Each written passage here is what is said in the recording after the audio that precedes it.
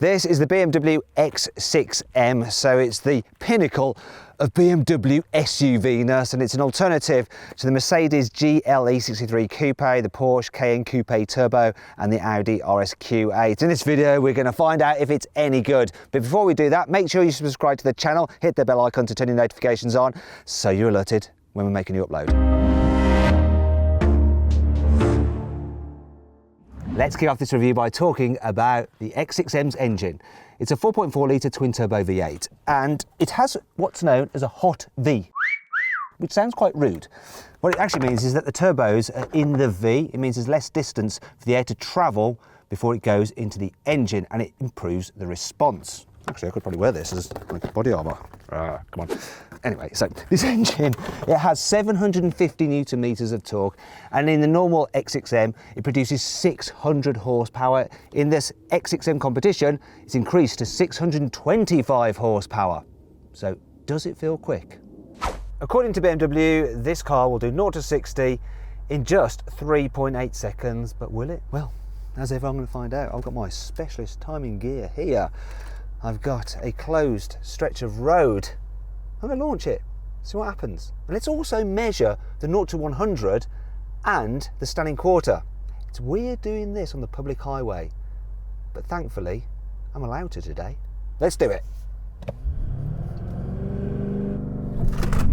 Up, quick off the line.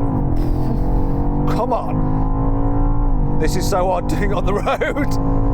I feel naughty. That's the quarter. Whoa. Whoa. Easy now. Oh, wow.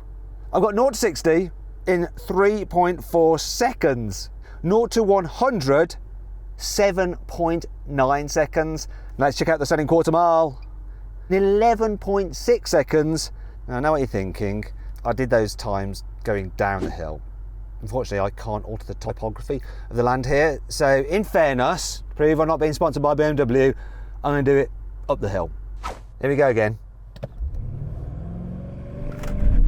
Oh, that skipped a bit off the line. Struggling for traction. What are you going to do uphill? Still feels quick. Very quick. Oh, that's enough of that. Oh. What? Even though it's uphill, 0 to 60, 3.5 seconds. 0 to 100, 8.3 seconds. And the standing quarter mile is 11.7 seconds. So not all that much different, really. It's impressive. The X6m gets some styling upgrades over the normal X6. It has revised front bumper, which is more aggressive, and the competition version has black surrounds for the rather huge kidney grills. Moving down the side, you get bigger alloy wheels. 21 inches as standard on the normal X6m, though the X6m competition has 22-inch rear wheels. Just does. You also get side skirts, and I should point this out because it's a key M feature, the aerodynamic mirrors, which I am fisting. Okay, let's go to the back. You get a little boot spoiler there. You've got your X6m badging, competition as well, to just highlight it's a very range-topping version.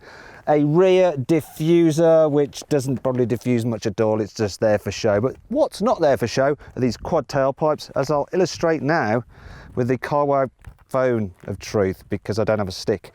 Look at this though. They're big enough to fit my Samsung Galaxy Plus in there. I'm probably melting the phone right now, just to show you they're real. There are also plenty of upgrades here on the inside of the X6m. So you get an M Sport steering wheel with the M badging on it. You got some M coloured stitching, which you also get on the safety belts and on the gear knob, which is unique to M cars. It also has 3 different settings for the gearbox when you're shifting in manual mode. Then there's M specific buttons here, a red starter button as well. You've got aluminium pedals, aluminium kit plates, and they're illuminated. M specific floor mats. And then there's M dials. And when you see the car on the infotainment system, it's the proper X6m in the colour you bought it. Now the trim panel on here is normally aluminium on the M cars, but you can upgrade it to this carbon fibre. Same here with the centre console, and as you can see there, you've got your X6m badging there, and competition added if you paid the extra for the competition model. Then there's these seats, absolutely lovely wingback seats, two-tone, soft merino leather, and if you want to, you can upgrade them so they have a massage function. Of course, as standard, they are fully electric and very, very adjustable. They also have a honeycomb pattern to them, which is actually mirrored in the door cards. In fact, the door cards are unique to this X6m as well. And then there's Alcantara for the headlining, which is lovely. M cars aren't just about the show, they're also about the go and the stop. That's why this car has some seriously upgraded brakes. So you've got ventilated discs all round. They're 395mm up front and 380 at the back. Then there's some huge calipers which have 6 pistons in them. That's insane. Also, you've got floating discs. The central hub is actually aluminium. That helps keep the weight down. And then you've got the steel disc, but it's not mounted directly onto it. And that means that the two metals can expand at different rates. They can take 100 degrees higher than standard brakes. But how well do they work? Let's find out. Okay, let's see if these brakes are any good. I'm gonna do a brake test. When I reach that sign, full emergency stop. See what happens. Here we go. Here's the sign. Here's the sign. Here's the sign. Oh my goodness. Whoa. So this braked from 70 miles an hour to 0 in 45.9 meters, and it took 3.2 seconds. But I was actually going over 70. Let's see what I did from 100 miles an hour. It took 91.9 meters from 100 miles an hour, and that took 4.4 seconds. The highway code says that you should be able to brake from certain distances to these figures here.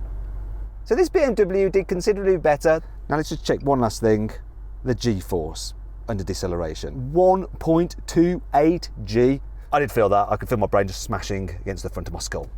Hopefully I haven't got concussion. We've established this car can accelerate hard, it can brake hard, but it also needs to corner hard. That's why BMW's M division has fitted it with a load of extra bracing. You can even see the extra bracing here, just in the engine bay. There's more throughout the car as well. The X6m also gets an upgraded variable steering system, and that's designed to be nice and responsive without ever feeling overly edgy. There's also upgraded M Sport suspension, and it's adaptive as well, so you can choose between different modes. There's active anti-roll stabilisation to keep the car nice and upright through faster turns, and you have a special M dynamic mode for the stability control, which is like a halfway house with a bit of kind of lairiness, but it'll still gather you up if you get things wrong. The car's four-wheel drive system is set up for a rear-wheel drive bias, but there's even a four-wheel drive sport mode, which is even more rear drive biased. And then there's the M rear differential, which can send power to the rear wheel with the most grip. You get Michelin Pilot Sport 4S tyres as standard, which have been specifically engineered for this car. Now they're wider on the back than at the front, once again to enhance that rear drive feel. And on this competition version, they're 11.5 inches across. Huge!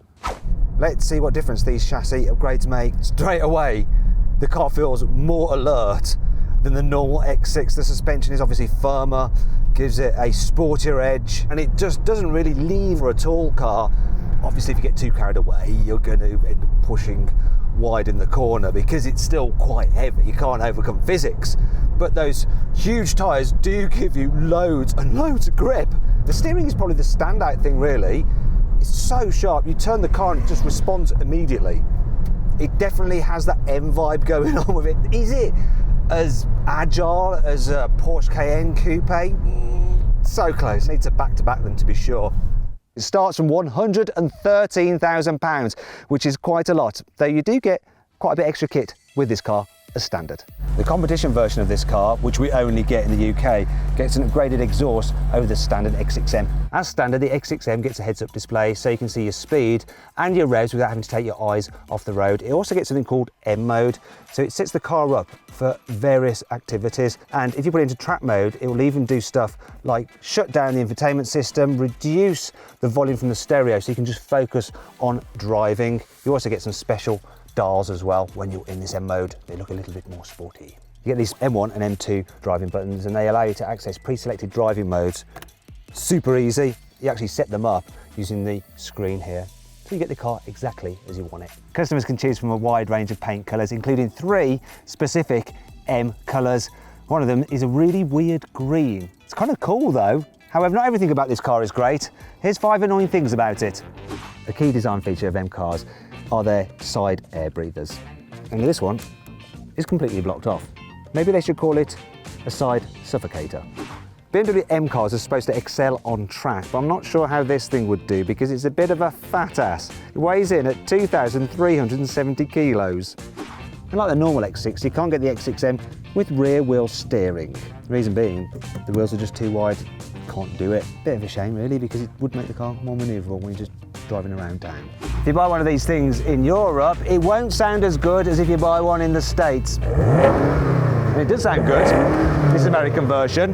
The reason is that European cars have to have a petrol particulate filter, whereas in America they don't, and those filters just kill the sound. The X6M uses the exact same powertrain that's in the M5. The only thing is that while that car has the ability to go in two-wheel drive mode, this one hasn't got it. It's nothing to do with mechanicals, they're exactly the same. It's just because BMW doesn't want to let it, which seems like a bit of a shame because it'd be fun doing huge donuts in this. Then there's the boot, which at 580 litres is really big enough, though it's still slightly smaller than a Porsche Cayenne Coupes, an Audi RS-Q8 and a Mercedes AMG GLE 63S Coupes. That was a mouthful. There are some other problems with this car, though they're common to the normal X6, and one of them is that headroom, it's not the greatest. I mean, I'm okay, but really tall people might struggle. It's definitely not as roomy as the squarish shaped X5. It's a bit of a shame because overall there's still plenty of room here in the back. Finally, we need to talk about what this X6M is like to drive when you're not wanting to fully utilise all those M upgrades. Those fatter tyres do create a bit more road noise, and the sport suspension means you do feel bumps a little bit more, though it's never terrible. The trade-off is that when you're on the motorway going at speed, this thing does feel a bit more planted than the normal X6, and if you suddenly need to overtake someone, the gearbox, it responds quicker, and of course you've got all the performance from that turbocharged V8 engine. And this thing will top out at 174 miles an hour, which is great if you live in Germany and you're on the Autobahn, but for the rest of the world, it's pretty pointless being able to go that quickly, which kind of begs the question, why bother with this car in the first place? Well, some people want the ultimate incarnation of something, and this is the ultimate incarnation of a BMW SUV. Simple. So then, what's my final verdict on the BMW X6M competition? Should you avoid it? Should you consider it? Should you shortlist it? Or should you just go right ahead and buy it? Well, I reckon you should shortlist it. You see, it's right at the very top of its game when it comes to performance and handling. It's just that SUVs are also about the styling, and I don't think it looks as good as an Audi RS Q8. But hey, that's subjective, isn't it?